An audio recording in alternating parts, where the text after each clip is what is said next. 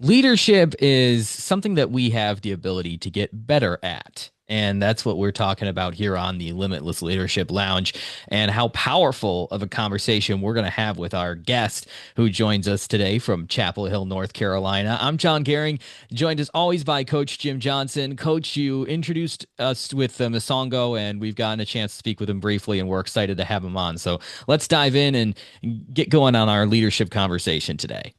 Absolutely. So Mosongo Moukwa and I got a chance to talk, and I read his beautiful book, which I'll share a little bit more in a second. But Mosongo has held various leadership positions, and now he impacts people by helping them with their leadership and be able to inspire them to become better leaders. Drawing from his 30 years of experience as a senior executive and leadership mentor, he reshapes your organization into a creative engine of experimentation, propelling sustainable growth beyond expectations.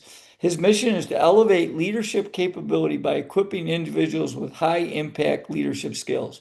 These skills empower them to engage, empower, and mobilize employees, fostering an extraordinary difference. He also assists business in scaling sustainably by nurturing their true wealth, the collective passion of their people. That's music to my ears because I know how important people is in leadership. He has also written a wonderful book called Be a Leader, Significance for Our YouTube audience. That's what it looks like, which I had the opportunity to read and recommend to my network. It was well done. So without further ado, Masango, welcome to the Limitless Leadership Lounge. Yeah, thank you so much. I'm happy to have the conversation and grateful for the opportunity. Our pleasure. So, Masango, let's start because in reading your book, you had a lot of high level leadership positions, Hmm. but you were most of the time not the CEO. And a lot Hmm. of our leaders that would listen to this show are people that are in that traditional, what we call middle management, Hmm. so they Hmm. have people that they're under their supervision, but they're Hmm. also working with people that would be above them in the organization. So my Hmm. question is because I think often when someone gets promoted in leadership, well, I'm the leader, but how do you work with the leaders, what I call leading up? How do you work with the leader that are above you now that you're in a leadership position? Yeah, this is a great question, Coach. Actually, let me just tell you a bit my story, how I get to be in the leadership role. So I just finished my PhD actually at that time, and I've taken a job with a specialty chemical firm in Ohio. I was excited to be part of their research group, and I was just looking forward to settling in the career as a research scientist. Long after I started, the vice president of R&D called me for one-on-one meeting, and then after a few jokes and so on, he sat forward in his chair and he said, "Well, Mosongo, what I would like to do is we are going to make you a manager." And then I was a bit taken aback because I was hired as a principal scientist at that time, and then I was just wondering what the hell is going on here. I just started here, so I told him, I said, "Sir, I've never managed anybody, and I'm not too sure how this will work out. And if it doesn't work out, please just put me back in the lab." He said, "No, no, no, don't worry. Everything will go well. I've spoken with the other managers. They think you'll be a good manager." So that's really how it started. So so I was a bit, but nevertheless, I mean, suddenly I was a brand new manager with no management experience and have to figure things out. So when I completed my research work back then at Northwestern University, I expected to design products, develop strong IP and whatnot, and those days the company did not have any mentorship program of any type, like we have today, and so on. So I have to figure out things on my own. So a few people helped me fill in various gaps, but I was more or less on my own. So 1 year led to two, to three, and eventually that led to a very interesting career which are including senior leadership role in various companies. But throughout everything, I've never regretted being in a leadership role. What it crystallizes for me is that, and hopefully for your listeners out there, is this thought that my growth and comfort will never coexist. I think if one closes his eyes and we think about what when we learn the most in our life, it's probably at times when you were in risky or uncertain situation. So that crystallization made it easier for me to take on risky changes in different jobs, and some of them were actually very difficult. But really, coach, the truth of my own career is that I did not envision becoming a leader, but find myself in a leadership position in my earliest professional days. So that's really what my story is, huh? Yeah. So Yeah, your story is similar too to so many of our audience members who we've heard from who say, I was a great individual contributor and now all of a sudden I'm a leader because I was the yes. best, say, salesperson. Now I'm the sales manager. It seems logical, but it's a totally different skill set. What were some of the early challenges for you going in as someone who took on this new role that seemed like a logical step for you, but still presented a whole new set of different challenges? Yes, absolutely. Because right away I faced a choice, huh? To do what other leaders around me were doing, or to do what I felt was best for the people I was leading and for the organization as a whole. So I chose the latter, and I never looked back. So along the way, I discovered a number of behaviors and action that a leader must take to operate at personal best, and so that's really what it was there. For example, I remember in the early days, the vice president of R&D, he gave us a project, so he assigned me a very important project for the company. But in the organization, the way he was running the organization is like he was ultimately the one who will decide not only the project, but will decide who from which group who should be working on the project. So then he asked me, he said, Mosongo, who do you have in mind for this project? So I told him, I said, well, I'm thinking of a fellow Frank, and then he said, no, no, no, no. Actually, what I would like is for you to put Mike. I'm just giving some names here. I would like for you to put Mike. And I knew this fellow Frank actually he had the skills really to run the project and we can make real impact. And also he had come earlier to me and expressed the idea that perhaps if he's given the opportunity, that really be tremendous. So, and then I remember at that time when I answered the VP, I could look around the room, all those, the other guys, they had their face down, and because, and our VP was red and of anger or frustration or disappointment. And I was actually thinking seriously that this guy is going to fire me, actually. Oh, wow. So at the end of that, he called me back in his office. He asked me if I would reconsider my decision. So I told him, I said, with all due respect, I really think that this fellow is really the best one to do, and so on and so on. So his answer, if I recall, was something like, suit yourself. Mm. But then now working with this fellow, he had the skills, and with my support and so on, actually, we deliver beyond expectation in that particular project. Because the fellow knew the dynamics that was going on in the department. So we locked arm in arm and we deliver. So much so that later on, this particular fellow became one of the highest performing individual in our department. And some of the key project now, went to him actually because we knew he was a very, very talented individual, very focused, and he could deliver, was good getting along with people and so on.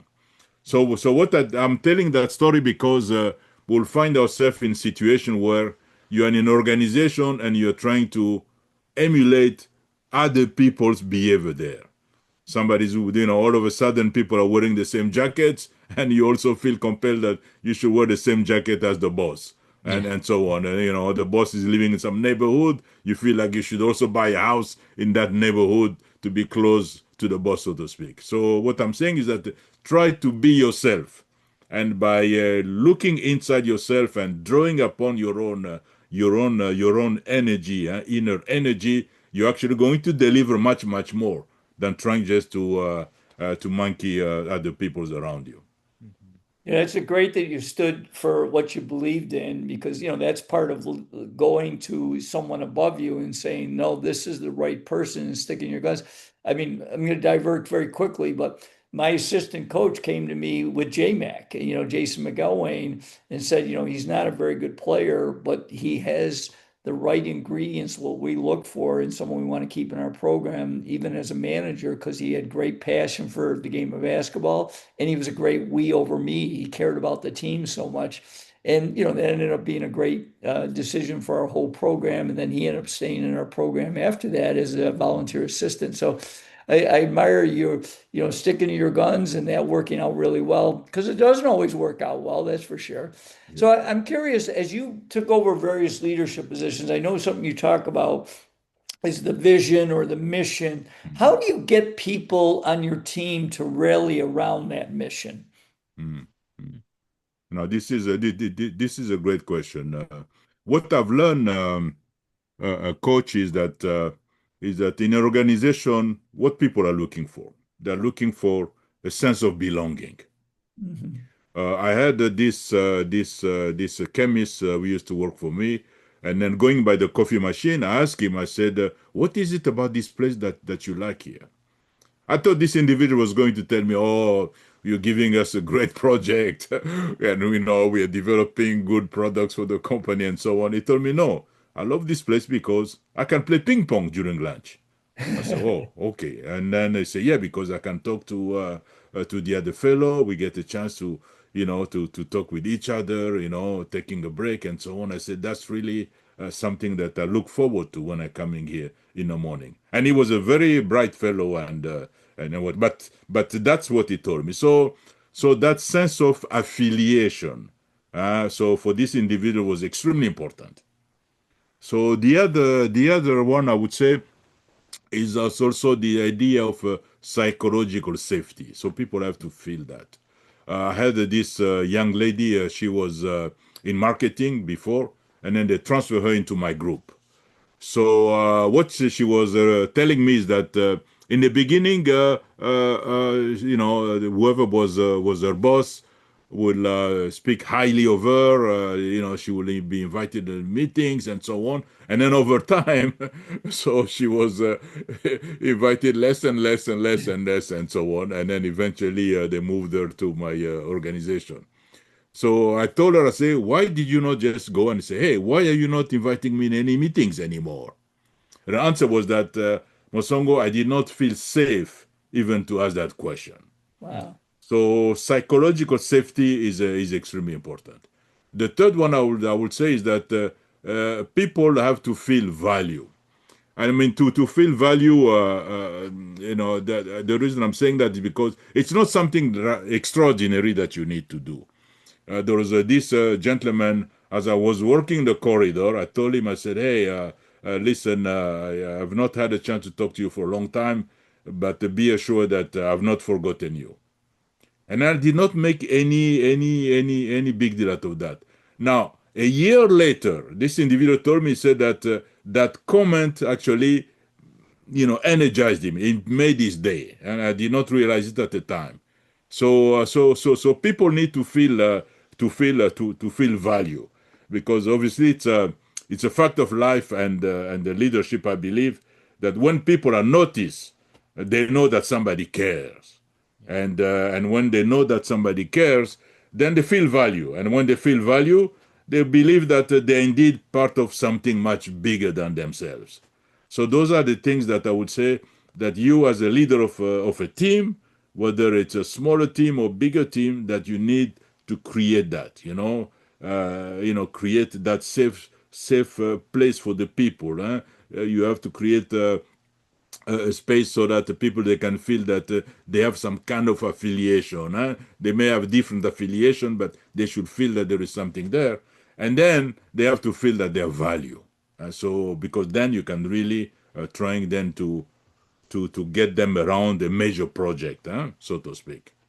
Yeah. Sagar, I got to ask you one more just to delve in because we hear this a lot, and I Yes. completely agree with you. But go a little bit deeper. How do Mm, you build psychological safety for your mm. team members? Because it's Yes. something Yes. I think it's been studied. Yes. There's been books about it. But Yes.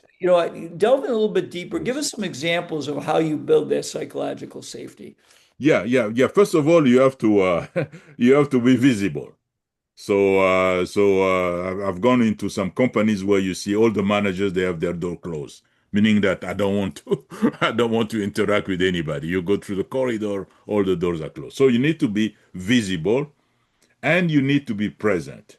I mean, we have a lots of opportunities for us to engage people, coffee shop or what have you. So for that, so this really it's a good opportunity for you, first of all, to get to know the people, not just about the project, but to get to know them as individuals. You can inquire about what rather than asking, "Hey, how is the project going?" You could inquire and say, "What is it there that was the most exciting for you this week?" And then people will open up. And then you say, oh, you'll remember, you say, oh, you spoke to me about your son last week. He was in the hospital. How is he doing now? How is your mother doing now?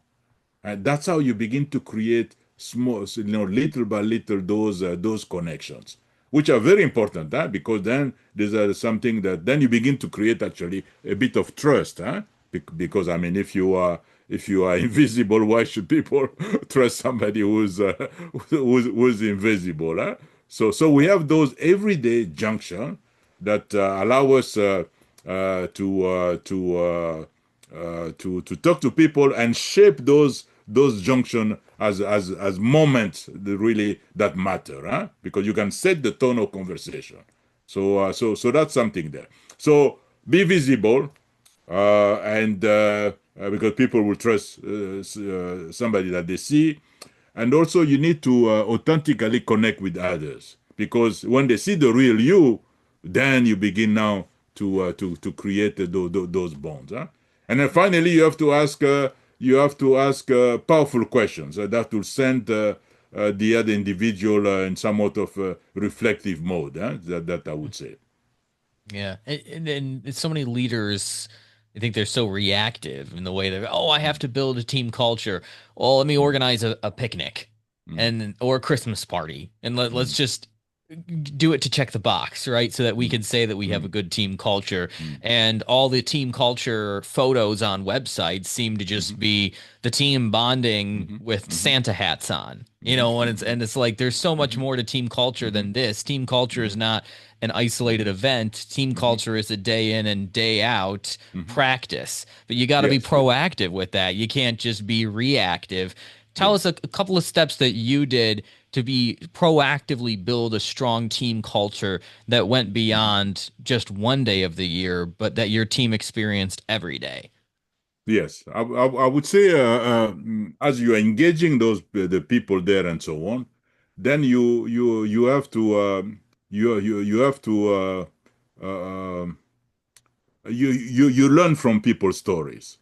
There is one exercise that I did a few years ago where I was asking individuals to interview each other rather than just introducing oneself. Oh, I'm so and so. I'm Paul. Blah blah blah. I say no. Let me actually pair people and let's have a brief conversational interview with one another.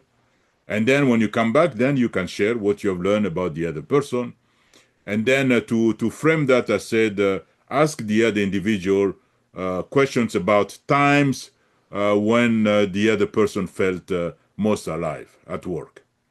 So then people came back, and then one story was one older gentleman.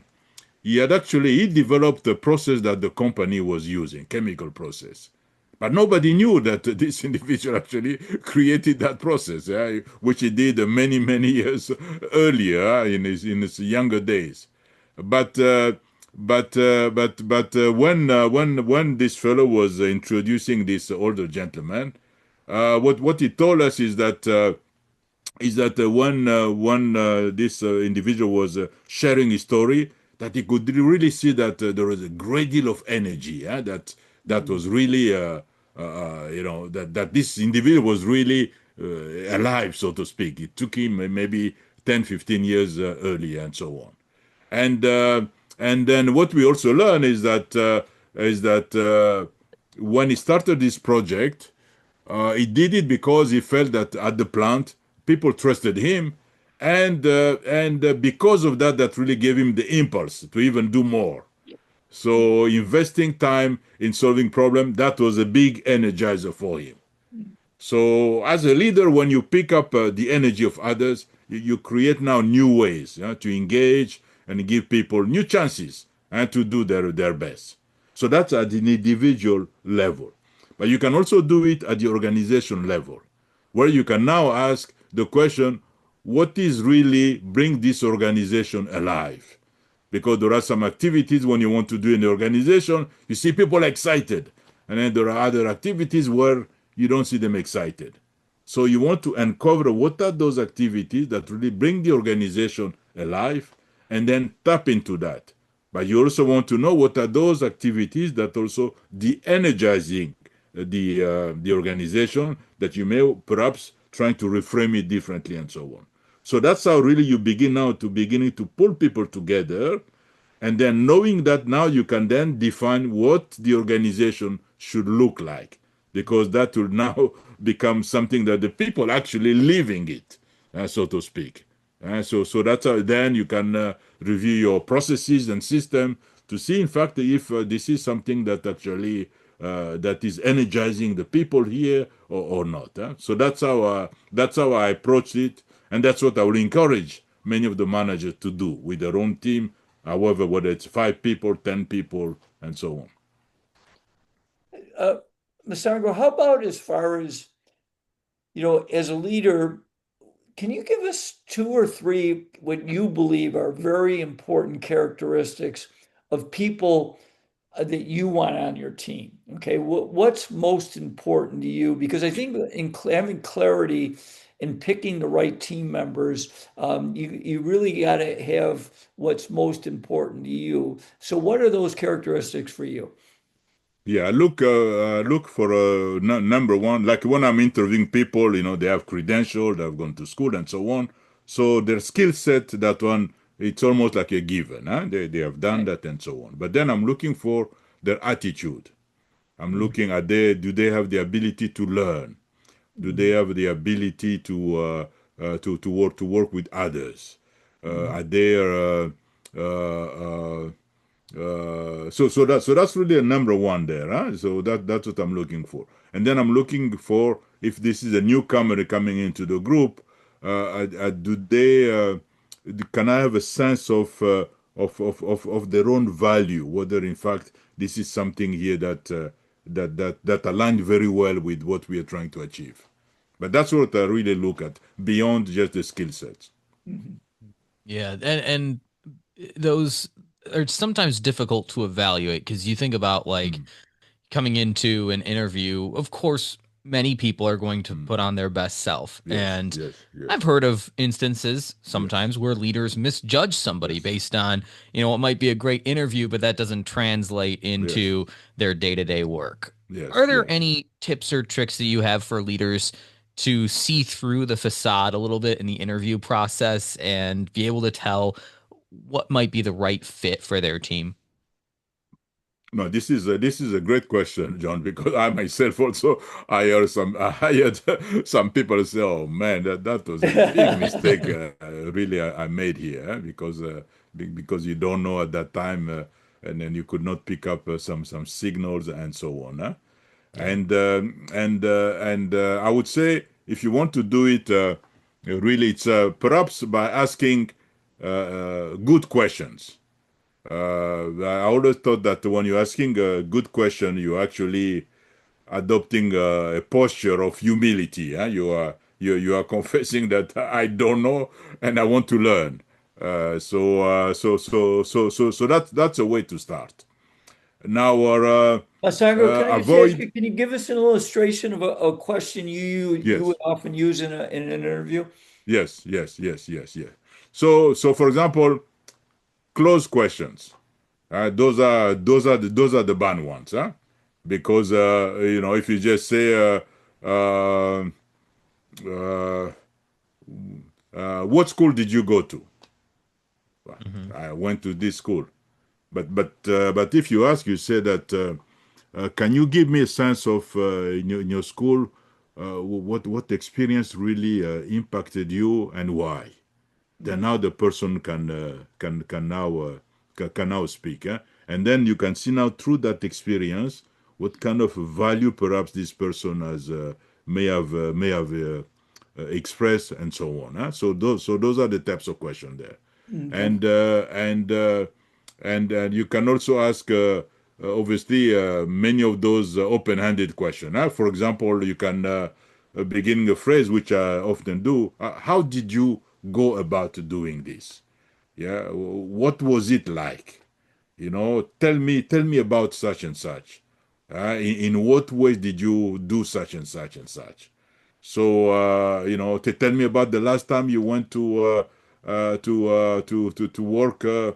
work after 8, for example, or whatever. So then people can now describe, and then you can really try to gauge who are these people, and during the interview, many of my colleagues they're always wondering why I'm not asking all the questions related to their skills. Well, it's because the skills I can ask one or two. I know they can do those things. They have patent, or they have been leading a great program. But I'm trying to understand, how did they go about doing that? Right. Did they seek help? What kind of, when they face challenges, how did they deal with that? So these are the types of questions that I would ask, coach. Good Now, point. what about flipping it to the other side from the leader to the team member who's looking to join a team that's the right fit for them Mhm. without just mass blasting 100 different teams, resumes, and cover letters? What is the best way to actually find that right team that they know that they're going to be a good fit for and is going to be a good fit for them in return? Are you talking about a prospect who's looking to go to be hired into a team? And that's what you're asking? Exactly. Yes, exactly. Yeah, well, I mean, the similar types of questions, huh? For example, you can ask. You said those open questions. How do you go about doing work here? You can ask who are the heroes of this organization. Uh, you can ask the interviewer. Can you tell me why did you what made you join this company? And then they will talk and so on. Those are types of ended question. Then you begin now to know from the interviewer or the interviewers. Then you can see whether there is any types of pattern there and so on. And most of all, when you walk into a building, you can sense the level of energy and I know that because I felt it many times. You go to some organization, you just feel it's cold there. There is no warmth there, and then is it the place that you want to be? Other places you go, you can see energy, people are there talking with each other. Other place you go, people are in their cube, nobody's talking to anybody. They all seem to be busy and so on. You go get a cup of coffee there in the cafeteria, there's nobody there. So all of those are clues for you, because that tells you what the culture of the place is, how people in that place they interact with it. So is this a place that you want to go in or not? That's a good point. Masango, how about, can you tell us a story? Because you had a number of leadership positions when you were hired to create some kind of change for the company. Mhm. What was the process for you?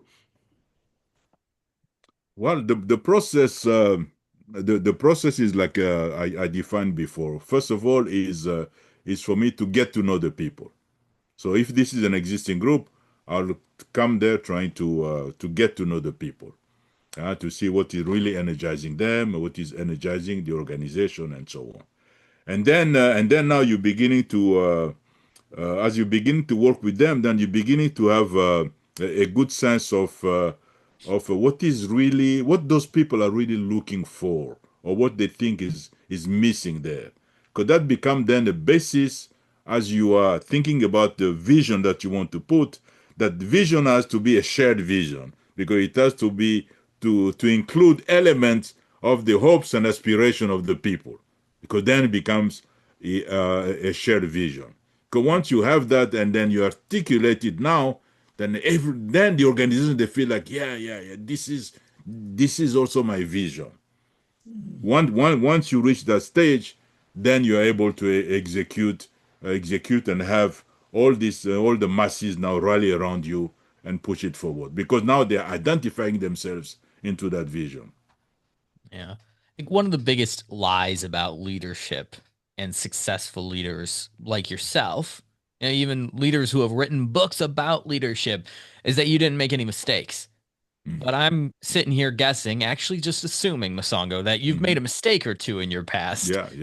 Tell us a little bit about maybe one mistake that you've made and what you've learned from the leadership mistakes that you've made. Yeah. One mistake that I could remember here was I hire one manager, and for the manager to lead the group, but the manager the manager it turned out that he wanted really to manage the group more as a micromanager.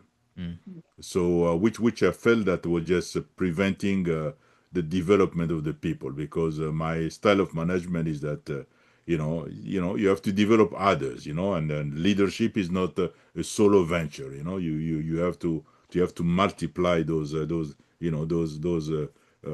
nucleus of leadership as well. So what happens in that case? Then you call the individual and you give feedback. Now, when you give feedback, you are not attacking the individual, but you're giving feedback by looking at the behavior. So you give specific examples, right, and whatnot, and then you explain then how those specific behavior is affecting the team, and how it is affecting the organization.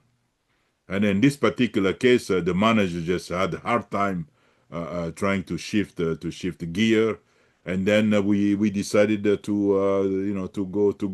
go separate ways. But so those mistakes, we all make mistakes, huh?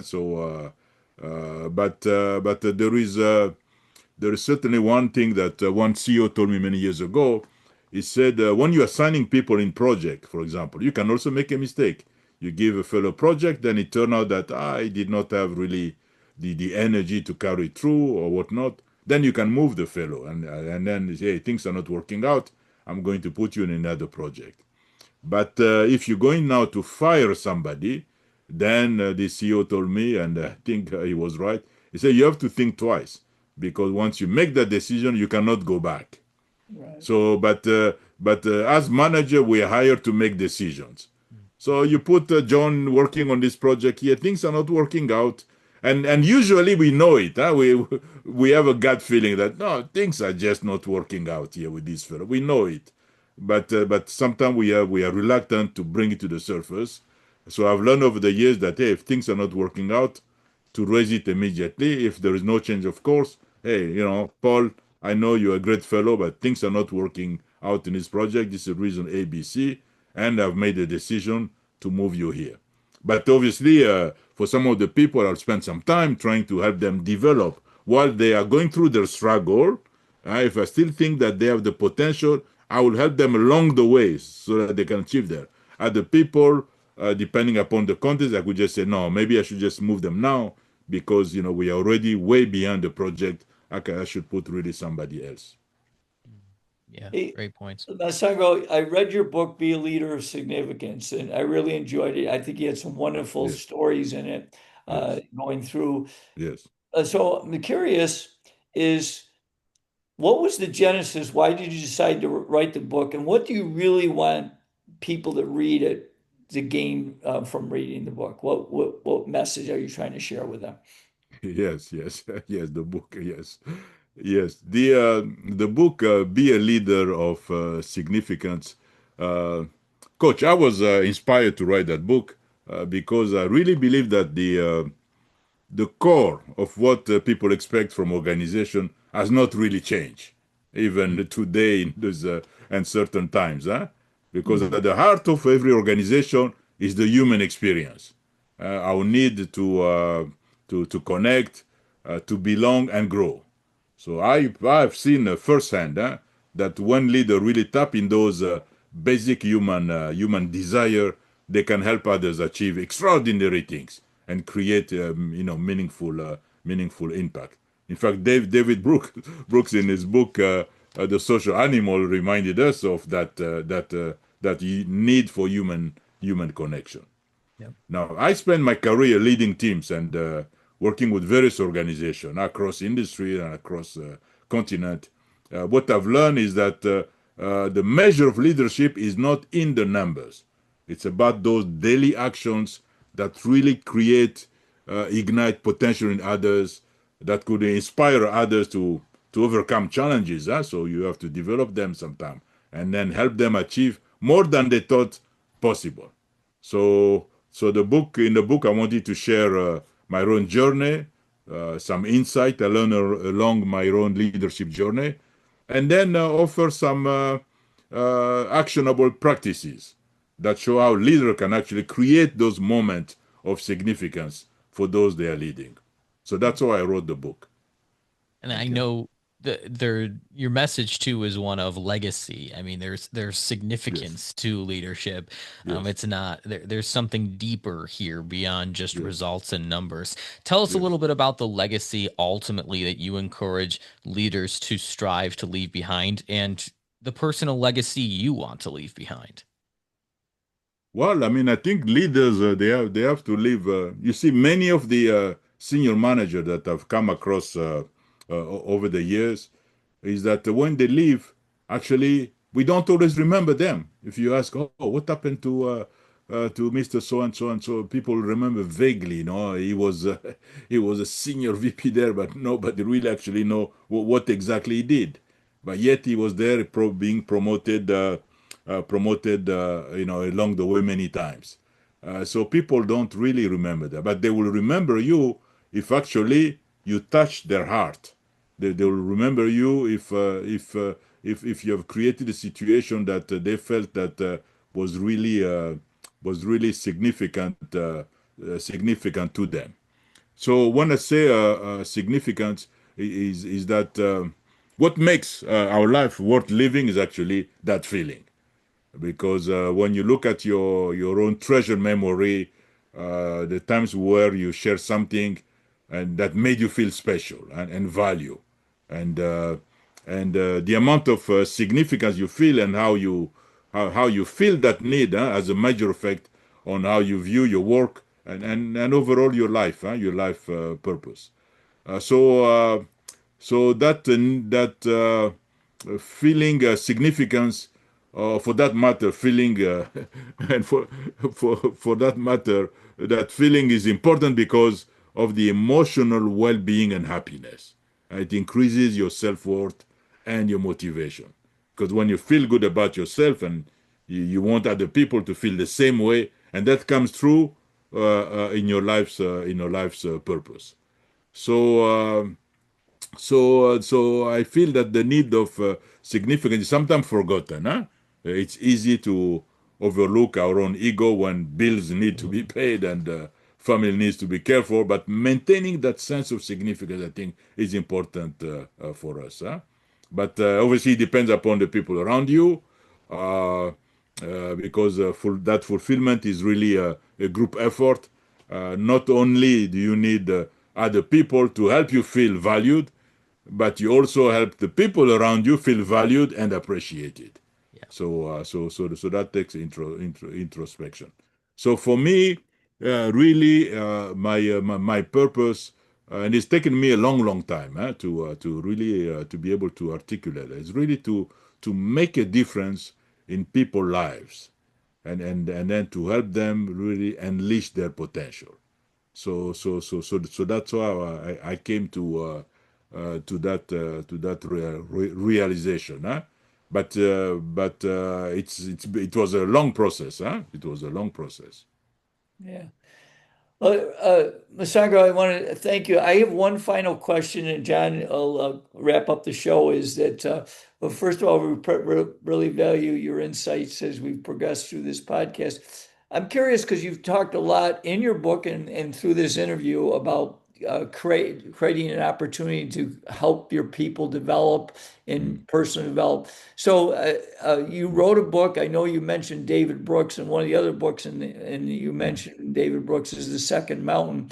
But I'm curious if you were to recommend to a mm, early leader mm, one or two books you would highly recommend they read, besides yours, of course. mm. What one or two books would you recommend to them? Well, I would say there is one there, Good Boss, Bad Boss, that by Robert, I think it's Stutton. That will be another one. Uh, Let me think here. Uh, there is another one by Kahneman, Thinking Fast and Slow. That was Hmm. also a great book that I would recommend. So those are two there. Uh, there is uh, there is one third one which was a book on appreciative inquiry by David Cooper Reader. So that's also a good book there. The idea of using appreciative inquiry, positive psychology, and so on, trying to build now organization from the masses, what they want, and then create that overall vision. So that was a great book as well. So those are books that come straight to my mind. I'm sure there are other books out there. Huh? Yeah. Good resources to know of, as well as Misongo's book, which you could check out with the links down in the show notes. Misongo, how do we find that book, and then how do we learn more about you and your work? Yeah, the book is on Amazon. Actually, when it came out, it was a bestseller, so that the book can be found there. It's hardcover, paperback. It's also on Audible and on Kindle. I could be found on LinkedIn. If you, my name Mosongo Moukwa. I think I'm the only one with that name. So I could be reached there, and I welcome feedback. And people would like to continue the conversation. That's probably the best place to contact me. Mosongo Moukwa on LinkedIn. Link down in the show notes, both for Mosongo's LinkedIn to check out and continue the conversation with him, as well as his book you could check out on Amazon, which is down in the show notes. So, Mosongo, thank you so much for your time today and for your insights on leadership. We really enjoyed the conversation. No, thank you so much for the conversation, and I'm grateful for the opportunity.